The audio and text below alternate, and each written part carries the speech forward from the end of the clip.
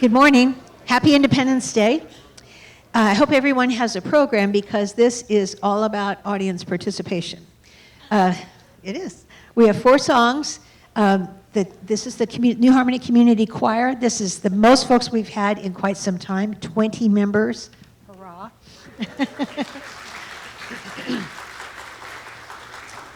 That being said, we can always make a third row. So if any of you would like to be part of this, we practice during June for this event and then during November for the Thanksgiving service and the Christmas events. So the first song that we will do is the Salute to the Armed Forces. And those of you that have been to this are familiar with this. We recognize each of the branches of the armed forces. It will be announced, and if you have served, we ask that you stand so that we can recognize you. Next, and on this program are 2 original compositions composed for New Harmony and for this choir. So the first one is New Harmony Reflections, composed by Rick Huffman, who will accompany us on dulcimer, and the words to the chorus are on the back, and we hope that you'll sing along. Then God Bless America, You'll Know What to Do. And then New Harmony, finally, this was composed by Mickey Grimm for the bicentennial, and this year is the 10-year anniversary of this song. So we are thrilled to have this song in our repertoire, so pleased that with his generosity in granting it to the city and to the choir. And the words to that refrain are on the back as well. This is kind of the New Harmony anthem. So we hope that you'll all join in singing this. Thank you all for being part of this today. We're so glad to see you. Be safe.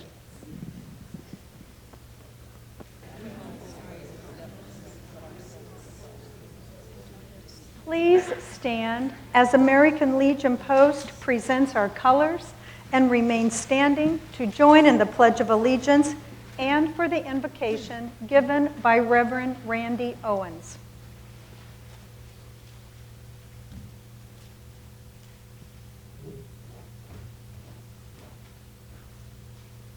Color guard, forward, march.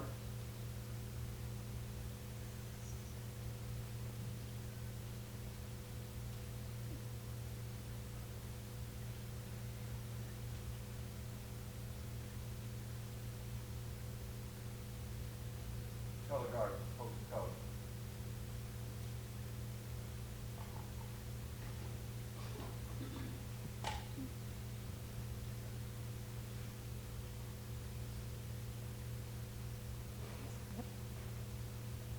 Please join me in saying the Pledge of Allegiance. I pledge allegiance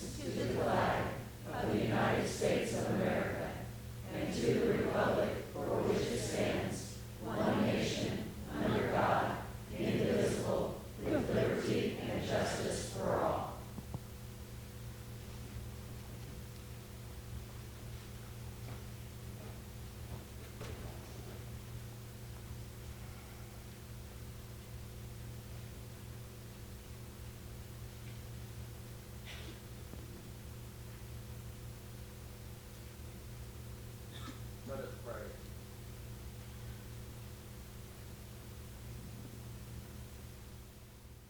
Gracious God, we thank you for your hand upon our country. Out of different people and countries, you have woven us together and made us a community of people, a great nation. We thank you for our forefathers who, through a wisdom greater than theirs, created a government for all people and not a king or a leader. We are inspired by the shared struggles of those who came before us and those who live beside us today. In your wisdom, you have given us a country where those who seek to live in harmony can do so.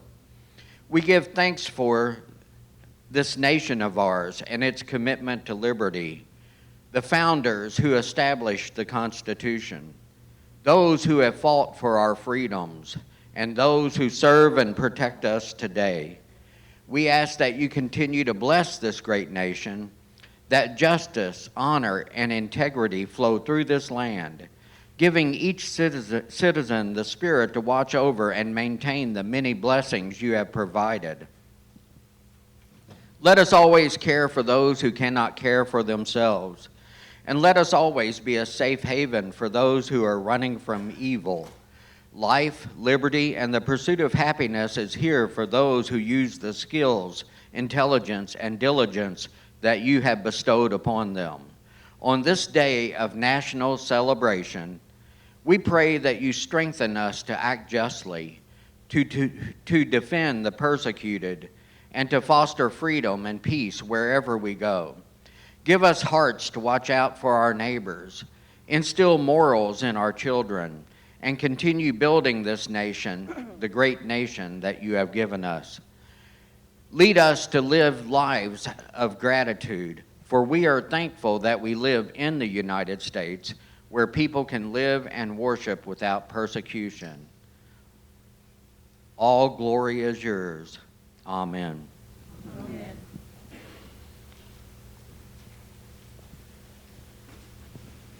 Please be seated.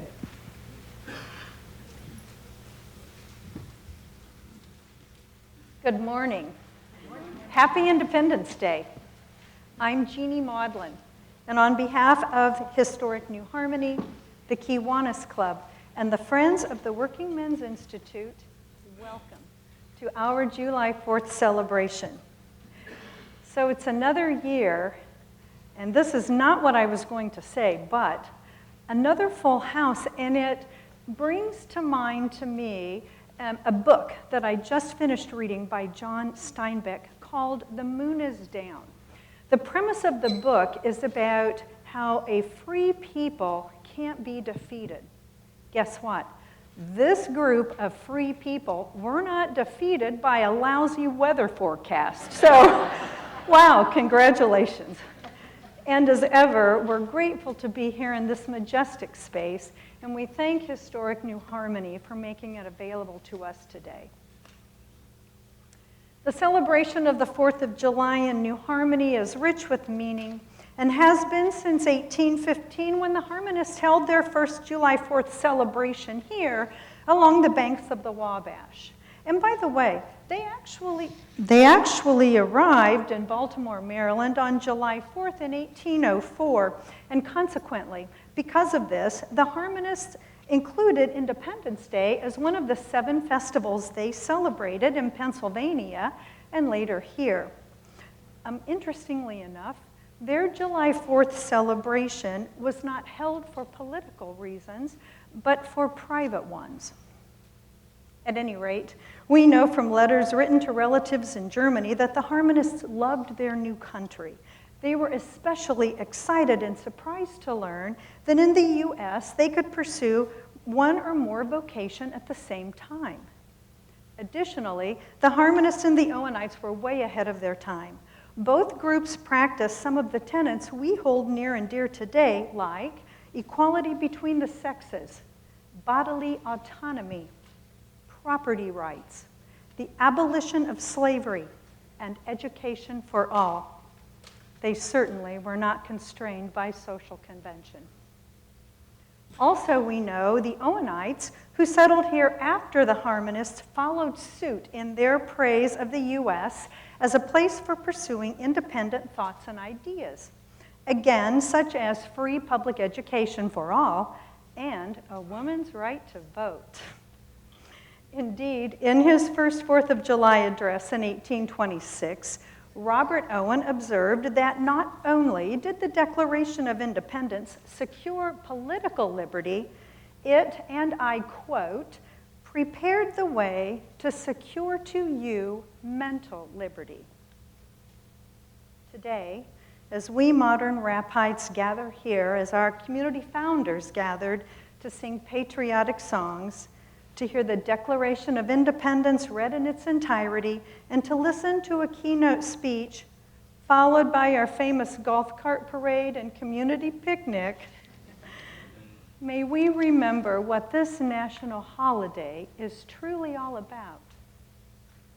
It's about the creation of a new country, a republic, our republic, the United States of America.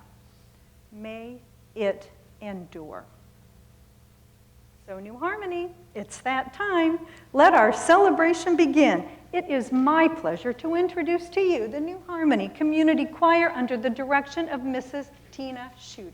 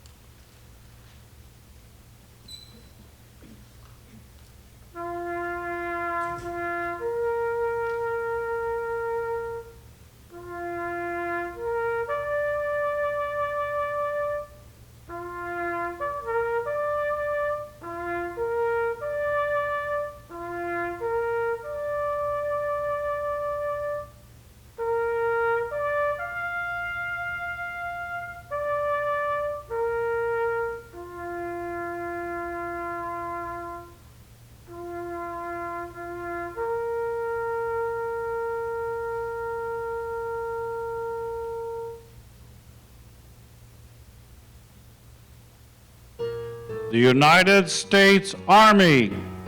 Over hill, over dale, we will hit the western trail, and the caissons go rolling along. Hear them laugh, hear them shout, 100 miles to ride about, and the caissons go rolling along. When it's high, high-yee in the field artillery, shout out your numbers loud and strong, for wherever you go, you will always know that the caissons are rolling along. The United States Marine Corps. From the halls of Montezuma to the shores of Tripoli, we will fight our country's battles in the air, on land and sea. First to fight for right and freedom, and to keep our honor clean. We are proud to claim the title of United States Marines. The United States Navy.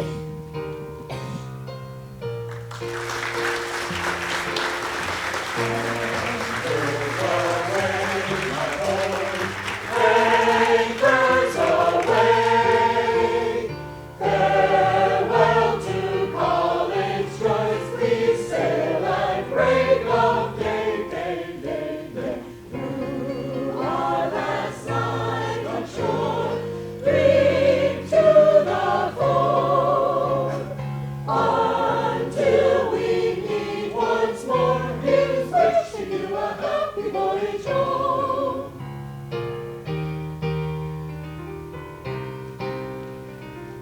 The United States Coast Guard. We're always ready for the call. We place our trust in Thee.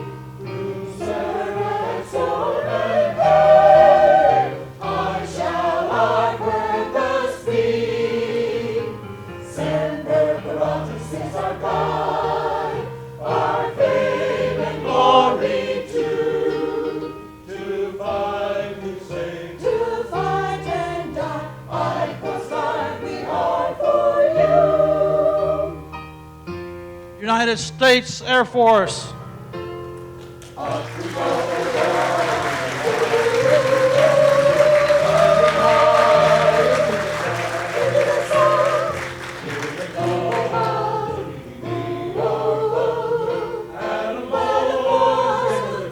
Given a gun, down the dike, starting a flame from under, off from one terrible course. We live in faith for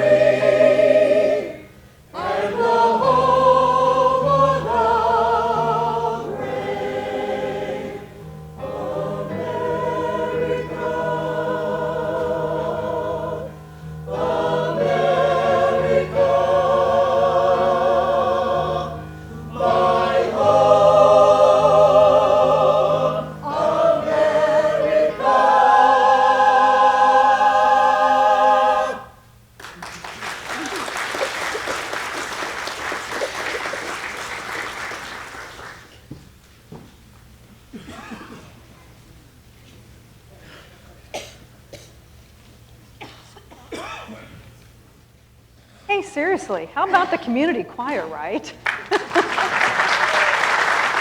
Great.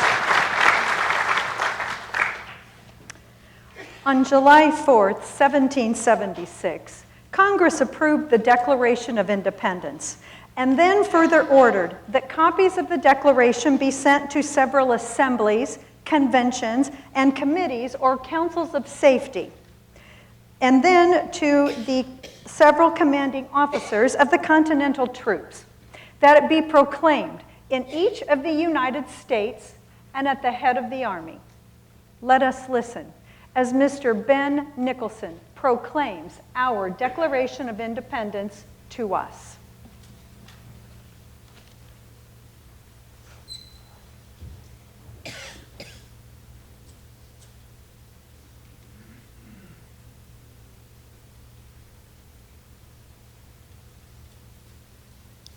Good morning.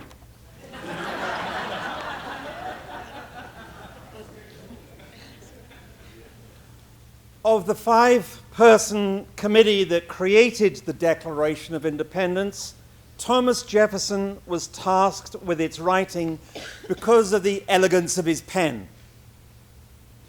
On July the 4th, the handwritten declaration was read aloud in Philadelphia in the State House yard outside.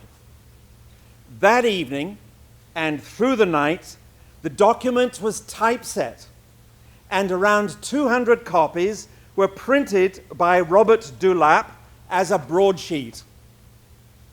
The following day, they were dispatched to politicians, military leaders, and read aloud through the 13 colonies. And of the 200 broadsheets, 26 remain. In Congress, July the 4th, 1776, the unanimous declaration of the 13 United States of America. When in the course of human events it becomes necessary for one people to dissolve the political bands which have connected them with one another, and to assume among the powers of the earth the separate and equal station to which the laws of nature and of nature's God entitled them, a decent respect to the opinions of mankind requires that they should declare the causes which impel them to the separation. We hold these truths to be self-evident, that all men are created equal, that they are endowed by their Creator with certain unalienable rights, and that among these are life, liberty, and the pursuit of happiness. That to secure these rights, governments are instituted among men, deriving their just powers from the consent of the governed, that whenever any form of government becomes destructive of these ends, it is the right of the people to alter or to abolish it and institute new government, laying its foundation on such principles and organizing its powers in such form as to them shall seem most likely to affect their safety and happiness. Prudence, indeed, will dictate that governments long established should not be changed for light and transient causes, and accordingly all experience has shown that mankind are more disposed to suffer whilst evils are sufferable than to right themselves by abolishing the forms to which they are accustomed. But when a long train of abuses and usurpations pursuing invariably the same object evinces a design to reduce them under absolute despotism, it is their right, it is their duty to throw off such government and provide new guards for their future security. Such has been the patient sufferance of these colonies, and such is now the necessity which constrains them to alter their former systems of government. The history of the present King of Great Britain is a history of repeated injuries and usurpations, all having in direct object the establishment of an absolute tyranny over these states. To prove this, let facts be submitted to a candid world. He has refused his assent to laws, the most wholesome and necessary for the public good. He has forbidden his governors to pass laws of immediate and pressing importance, unless suspended in their operation till his assent should be obtained, and when so suspended, he has utterly neglected to attend to them. He has refused to pass other laws for the accommodation of large districts of people, unless those people would relinquish the right of representation in the legislature, a right inestimable to them and formidable to tyrants only. He has called together legislative bodies at places unusual, uncomfortable, and distant from the depository of their public records, for the sole purpose of fatiguing them into compliance with his measures. He has dissolved representative houses repeatedly for opposing with manly firmness his invasions of the rights of people. He has refused for a long time, after such dissolutions, to cause others to be elected, whereby the legislative powers, incapable of annihilation, have returned to the people at large for their exercise, the state remaining in the meantime exposed to all the dangers of invasions from without and convulsions from within.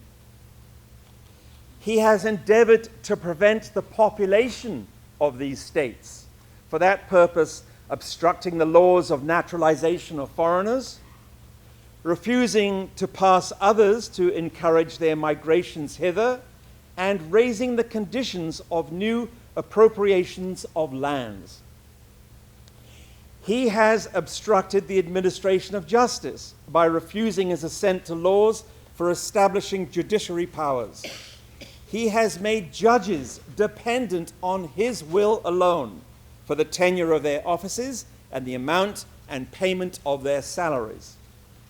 He has erected a multitude of new offices and sent hither swarms of officers to harass our people and eat out their substance.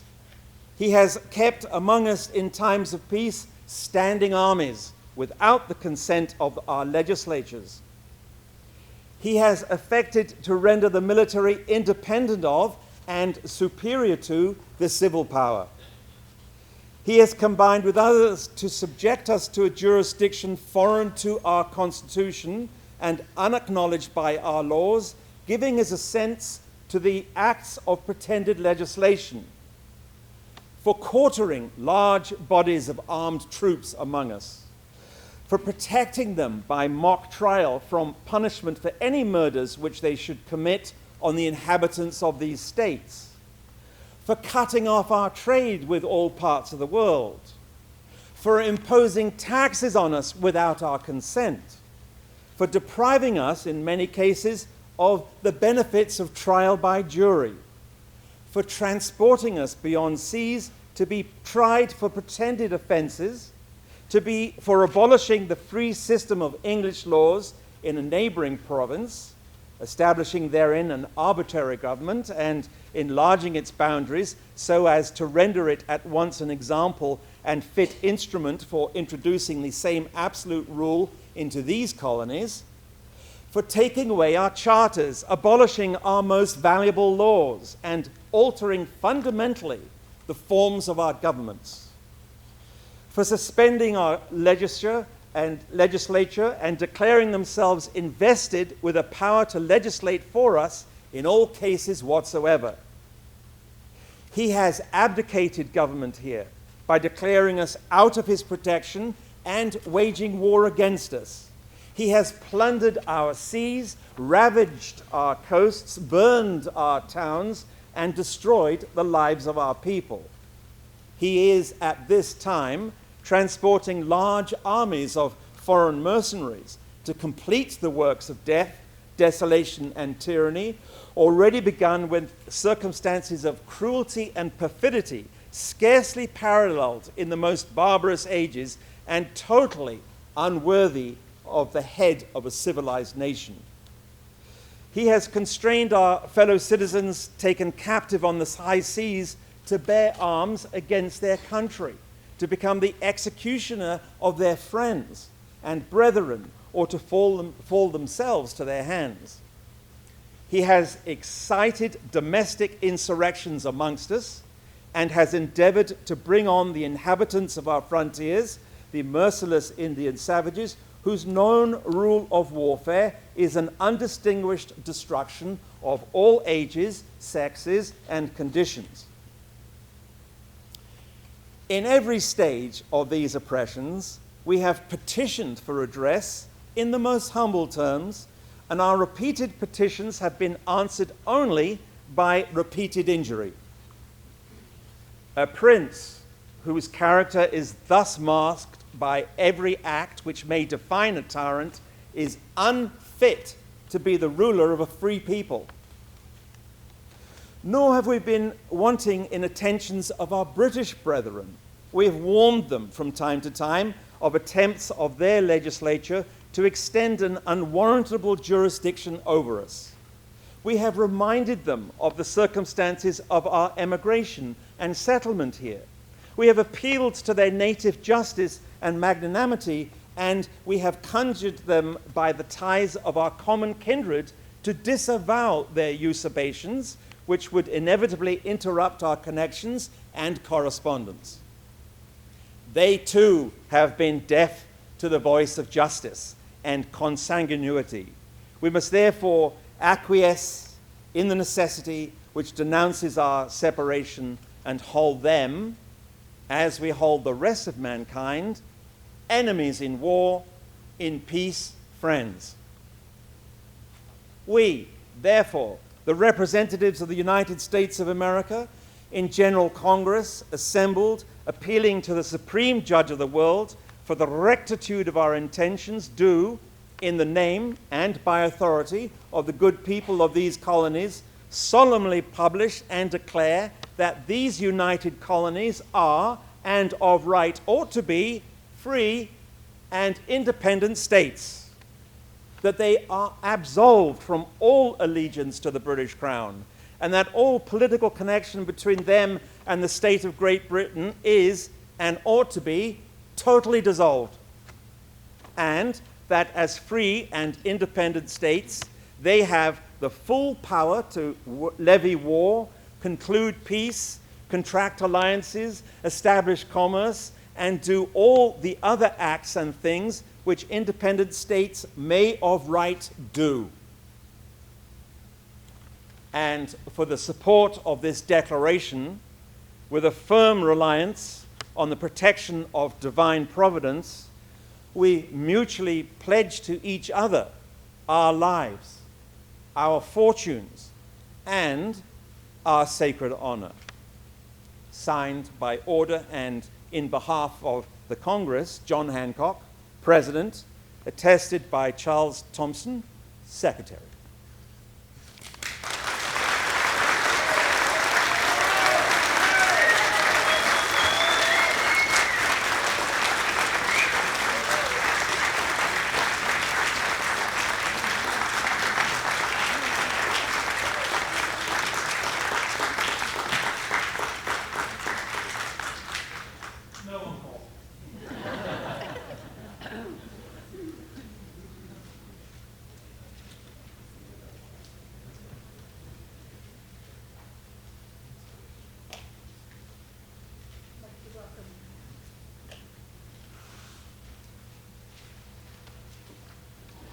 I'd like to welcome Rick Huffman to the stage. Remind, on the back of the sheet are the words to the refrain.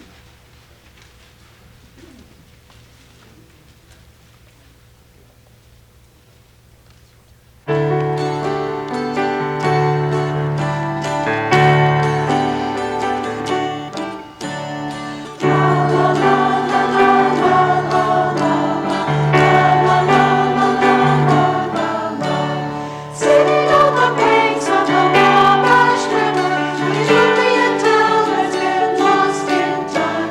Like the northern long cloud that has been covered, its innocent charms of the abuse spellbound.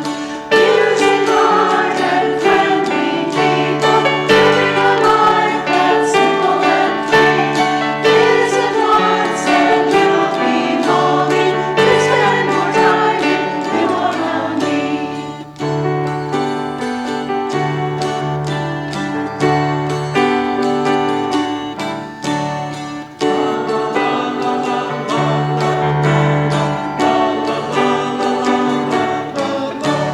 Something so unique is the world exploring, the dreams of beauty and history. An adventure awaits around every corner, so come and experience harmony. Music, art, and friendly people, living a life that's simple and free.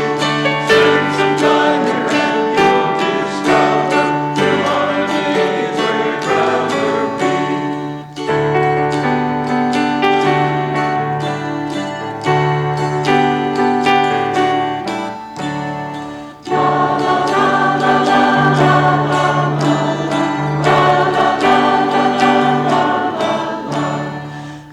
Travel back to a time more peaceful, where the troubles and cares will just fade away. At the end of the day, your worries have vanished, and in harmony will want to stay. Music, art, and friendly people, living a life that's simple and free. Its magical spirit will compel you to make your home in harmony. La la la la la la la la la la la la la.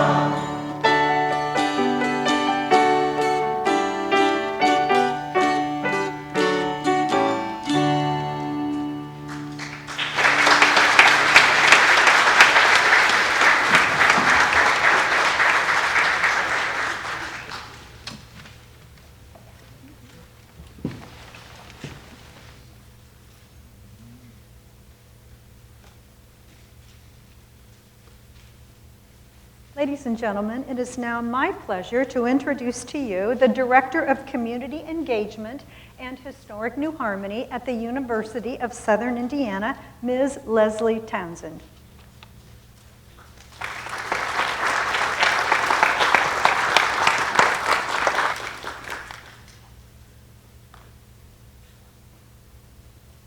Good morning and happy 4th of July. I have the honor of introducing today's keynote speaker, Diane Sanders. Diane's education and work experience prepared her well for a position with Historic New Harmony. She holds a Bachelor of Science in Historic Preservation and Human Environmental Studies from Southeast Missouri State and an MFA in Museum and Exhibition Planning and Design from the University of the Arts in Philadelphia. While pursuing her master's degree, she completed a summer internship at the National Building Museum in Washington, D.C., and after graduation, she became senior exhibit designer with the Missouri Historical Society. Diane then went on to work as an exhibit specialist at the U.S. Capitol Visitor Center, where she served for over 10 years and led a team on the redesign of the Capitol's exhibition hall. In addition to the day-to-day work of developing interpretive plans, designing the exhibition, and working with contractors, she also regularly communicated with congressional stakeholders and completed this huge assignment while accommodating the needs of maintaining a working office building, which is quite an undertaking. However, I think the one thing that really stood out to me when we interviewed Diane for the assistant director position was when she recounted visiting New Harmony as a high school student to conduct a research project for history. She discussed her interest in utopian communities and their dedication to pursuing a collective vision, and this was when she was a teenager. That interest, combined with New Harmony's unique history and proximity to her hometown of St. Louis, made it a perfect day trip for her assignment. She recounted remembering seeing the Athenaeum for the first time, visiting the Labyrinth and the Roofless Church. She and her mother, a former elementary school teacher, enjoyed lunch at the Red Geranium and visited local shops before heading home. Hearing about the impact of her high school visit really shows the effect that this town has on people. Diane said she jumped at the chance to come and work for a place that sparks innovation and inspires visitors, just as it had done for her. New Harmony is a long way from the hustle and bustle of the U.S. Capitol, and Diane, her husband James, and children Eric and Claire are happy to call it home. Please welcome Diane Sanders.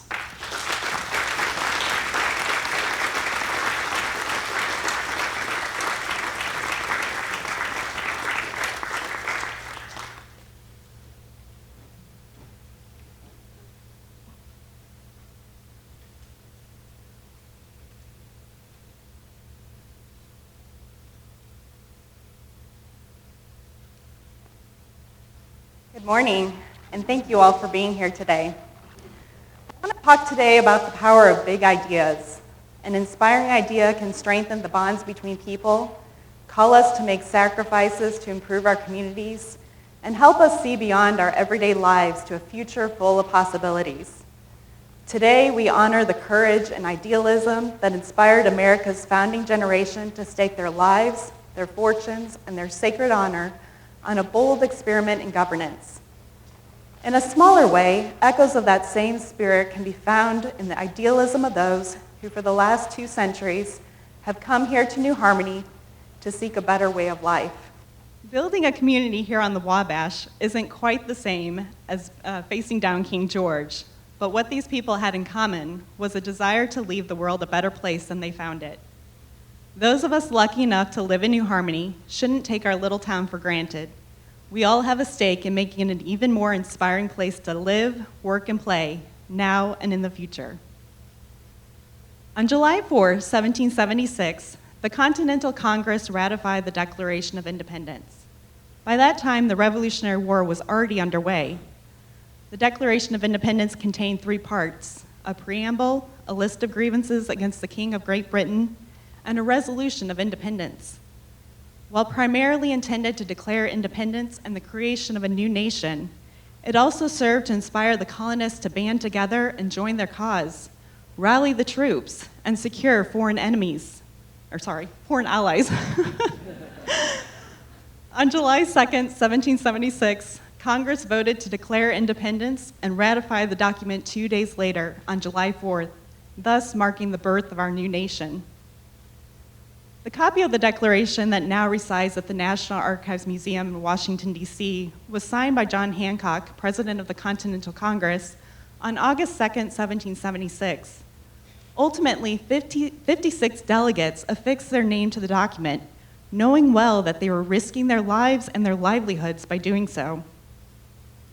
We hold these truths to be self-evident, that all men are created equal, that they are endowed by their Creator with certain unalienable rights, that among these are life, liberty, and the pursuit of happiness. These words captured an ideal that inspired the colonies to band together and overcome the most powerful nation on earth. It's the same ideal upon which the United States of America would be founded. They set off an experiment in liberty that has endured for nearly 2.5 centuries. What big ideas have inspired courageous action and grand experiments here in New Harmony?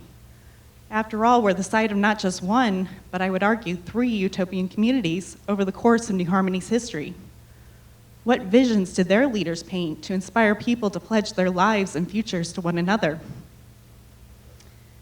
It is ardently hoped and believed that this sublime predestined system of brotherly union and social harmony will ere long be universally established for the restoration of the golden age, the dignity of the human character, and the happiness of man. George Rapp, Thoughts on the Destiny of Man, 1824. New Harmony was founded by George Rapp in 1814. Rapp was born in 1757 during a pietistic movement in Germany. Dissatisfied with the existing church order, he established his own separatist group around 1785. By the late 1790s, his staunch idealism and charismatic preaching had drawn as many as 20,000 followers. Fleeing persecution, Rapp and some of his most committed adherents emigrated to America in the early 1800s, initially settling in Butler County, Pennsylvania, and a town that would become known as Harmony. Seeking a more favorable climate and room to expand, the Harmony Society would eventually settle in the Wabash Valley in southern Indiana. In the decade from 1814 to 1824, the Harmonists' commitment to hard work and community led them to build more than 180 structures, including a wood frame church, a brick church, 6 mills, a distillery, a textile factory, and a tannery. The society was almost entirely self-sufficient and sold excess goods to surrounding counties throughout the United States and to countries around the world.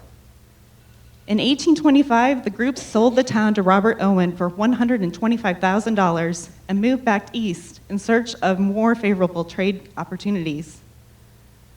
In less than 30 years, Rapp had convinced his followers to emigrate to America, establish and build Harmony, Pennsylvania, move across the country, establish and build New Harmony, Indiana, move back across the country, and finally establish and build Economy, Pennsylvania, with each town becoming more elaborate than the last. Led by George Rapp, the Harmonist Society's religious ideals drove them to a level of industriousness and perfectionism that is nearly incomprehensible to us today.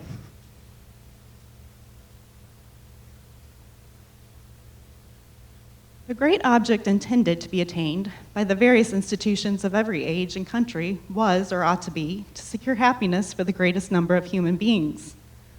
That this object could be obtained only, first, by a proper training and education from birth of the physical and mental powers of each individual.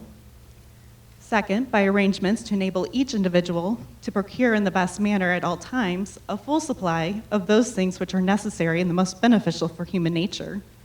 And third, that all individuals should be so united and combined in a social system as to give each the greatest benefit from society.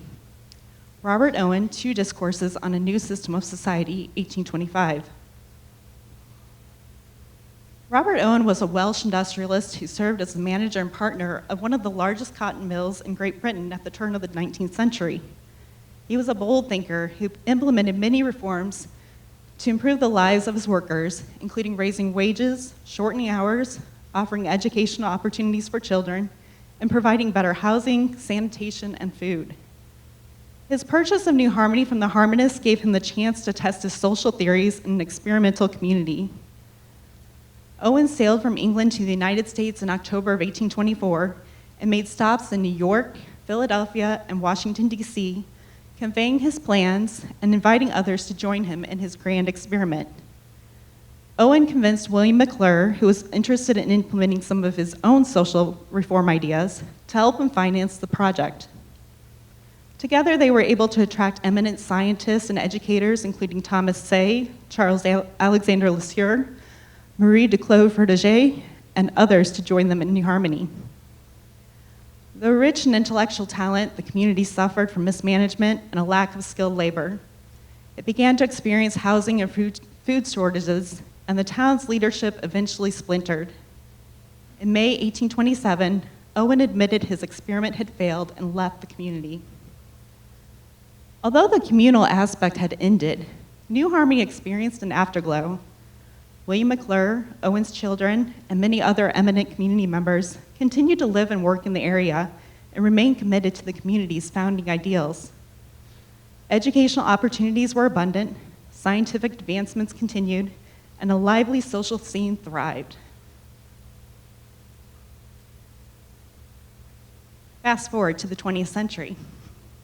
Jane Blaffer Owen was a wealthy oil heiress who visited New Harmony with her husband, Kenneth Dale Owen, shortly after their marriage in 1941. Like many of us here today, she immediately fell in love with the town. The couple decided to use their financial resources to bring out the potential they saw in New Harmony. Jane initially focused on Harmonist structures before expanding her vision to include patronage of modern architecture and art. In 1958, she established what would become the Robert Lee Blaffer Foundation to preserve, promote, and support, financially and otherwise, the various historic and educational attributes of New Harmony, Indiana. Over the course of 60 years, Jane transformed the creative and spiritual fabric of this town with her commissions, restoration efforts, and philanthropic support of the arts. The Roofless Church, Tillich Park, New Harmony Inn, Barn Abbey, and Cathedral Labyrinth all enrich the community and continue to attract visitors from around the world. In her memoir, Jane noted, "I once made a list of needs for New Harmony, but I laid that list aside on Indian Mound during the spring of 1942. There is, however, a master plan in the mind and power of our Creator. If I stand still long enough, I can comprehend a few fragments. If I shut my eyes, I can catch glimpses." While she didn't organize an intentional community like the Harmonists and Owenites, Jane worked tirelessly alongside community members, architects, artists, and philosophers to fulfill her vision of New Harmony, which we all benefit from to this day. Today, those of us who can proudly call New Harmony home don't share one vision of the perfect society, nor are we all here to follow a single charismatic leader. Sorry to disappoint you. Instead, we have the opportunity to take inspiration from those who came before us, while working collectively to ensure that this continues to be a unique and wonderful place to live and thrive. When I first visited New Harmony more than 20 years ago, I was immediately struck by its commitment to both its past and future. After all, you don't build a building like the Athenaeum if you're stuck in the past. In some ways, the Harmonists and Owenites' lives couldn't have been more different from my own, but it made a lasting impression. Could utopia really exist? After a decade of federal service as an exhibit specialist at the U.S. Capitol Visitor Center, I've spent a lot of time thinking about government structures, and particularly the U.S. Constitution. In the preamble, there's one line that always resonated with me and seems particularly relevant today. "We, the people of the United States, in order to form a more perfect union." I think the Founding Fathers recognized that utopia doesn't exist, but that doesn't mean we can't try to form a more perfect union. Their initial experiment in governance failed. The Articles of Confederation only lasted 8 years before the US Constitution was ratified. But they tried again, and look where we are today. At Historic New Harmony, we often talk about our site serving as a living laboratory for ideas, a place where students and teachers, tourists and scholars, leaders and seekers can come together to experience, explore, and create. We seek to inspire innovation and creative thinking by preserving New Harmony's utopian legacy through our programs and our collections. It's my goal to capitalize on that initial feeling I got when I visited here more than 20 years ago. Let's keep experimenting. Let's keep innovating. Let's keep developing a more perfect union right here in New Harmony. Last month, the Town Council voted to develop a new comprehensive plan for the town. Over the course of the upcoming year, there'll be many opportunities for residents of New Harmony to provide input on the plan through surveys, public meetings, and design workshops. In the year and a half that I've been here, I've met hundreds of residents in town or from surrounding areas. Some have lived here their entire lives, and others, like me, are newcomers. But all have great stories about New Harmony and a passion for this town that's unmistakable. I encourage everyone to participate in the planning process so that your bold ideas are heard and so that we can work toward a shared vision for the future. Stay tuned to hear more about how you can become involved with this in the coming weeks. Whether you were born here, moved from across the country, or just happened to be visiting this morning, New Harmony brings all of us together. Like America itself, we are fortunate to have inherited it from people who believe strongly in something bigger than themselves. We owe it to them and to each other to make it something we'll be proud to pass on to future generations. Thank you, and have a happy Independence Day.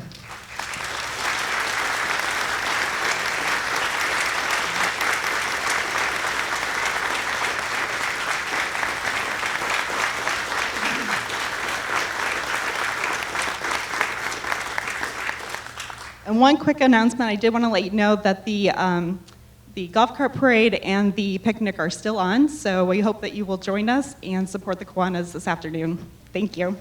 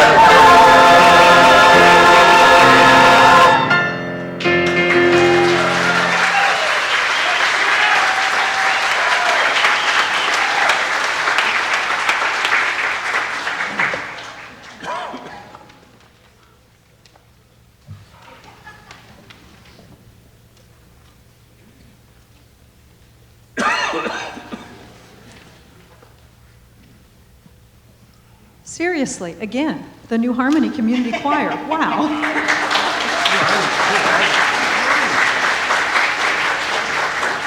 Ladies and gentlemen, let's please welcome to our podium Ms. Diana Simpkins. Diana is representing the Kiwanis Club and Tri Kappa as they present their prize for Volunteer of the Year.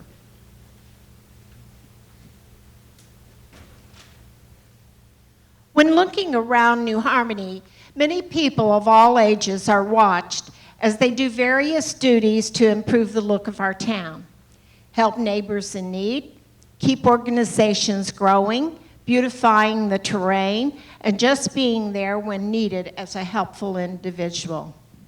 There are so many ways of helping in a small town through working on committees, but also heading those committees to get a job done.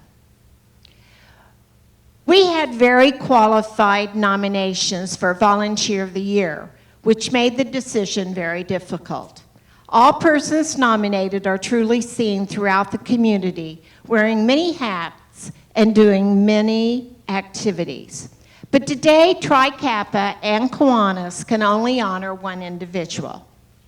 This individual is, or has been, president of the New Harmony Business Association for 3 years and past vice president for 2 years. Chairman of the Kunstfest Committee for at least 3 years. A board member of the Jane Blaffer Owens Foundation for 13 years. A helper to initiate the Jane Blaffer Owens Sanctuary Gardens and Grounds. Member of the Garden Club of New Harmony. Volunteer for the New Harmony Food Pantry. New Harmony Ministry Association volunteer. Member of Kiwanis. He was hired by Jane Blaffer to replicate the labyrinth on North Street. He's a vivid member of the community, and he's sought after for his advice and counsel on the many challenges that face the town of New Harmony.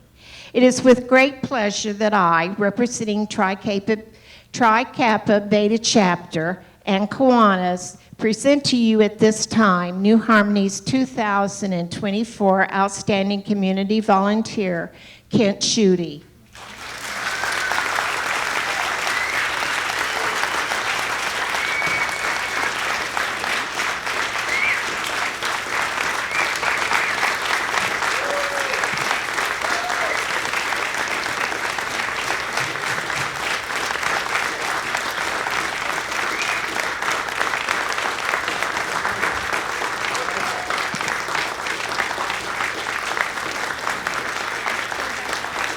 I have a tear in my eye. It's that song you just sang.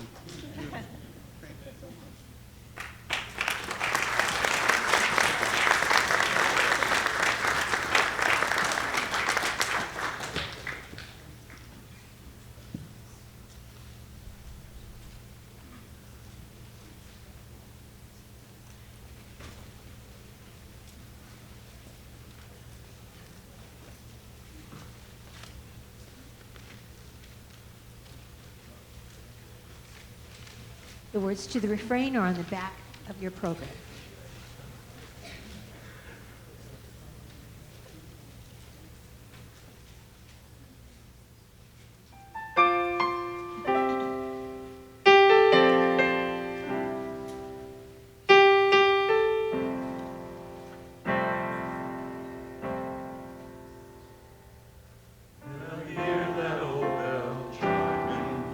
Ringing out into the fields, it sings me home.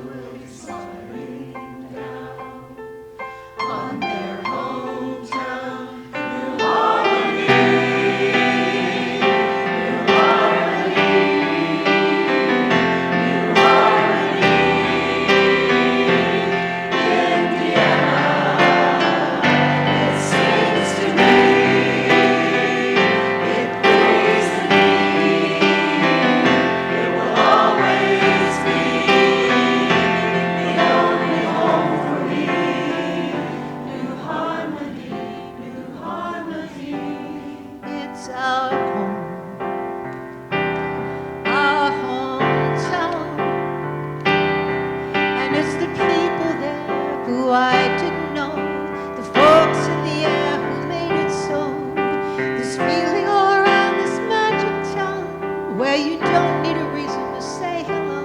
And folks always wave back that you don't even know. That makes me feel like it's my very own. It's not just mine. It's not just yours. It's our own. Our very own. It's from our hometown. New harmony. New harmony. New harmony. Indiana. It sings to me. It breathes in me. It will always be the only home for me. New harmony, Indiana. New harmony, new harmony, new harmony, Indiana. It sings to me. It breathes in me. It will always be the only home for me. New harmony, new harmony, new harmony, new harmony, new harmony, Indiana.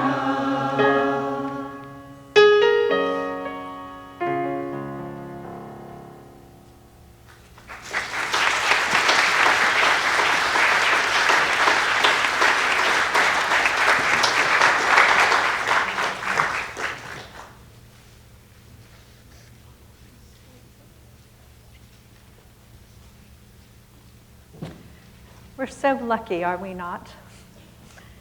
At any rate, would you please stand now as we have the retrievals of the colors, the benediction by Reverend Owens, and don't forget the golf cart parade and community picnic that follows. Thank you for coming and for braving the weather.